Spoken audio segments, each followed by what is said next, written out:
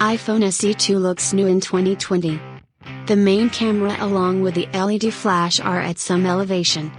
Earlier, a well-known analyst Ming-Chi Kuo, said that the smartphone iPhone SE2 will be released to the market in the first quarter of next year. Now, new renders of the iPhone SE2 have appeared, which are slightly different from the original images. The smartphone will borrow the design of the iPhone 8, that is, the screen will be surrounded by fairly wide frames. Under the screen there will be a branded home button with a built-in Touch Idaho fingerprint scanner. The source claims that the new product will receive the hardware base of the iPhone 11, and more precisely, the single-chip Apple A13 Bionic system, which will work in conjunction with 3GB of RAM.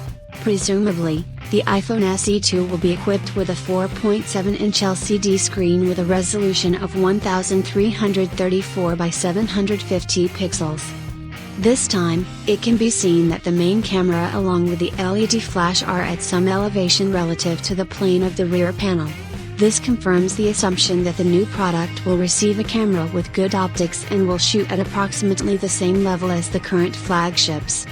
As for the charging connector, Lightning will play its role again, not USB-C.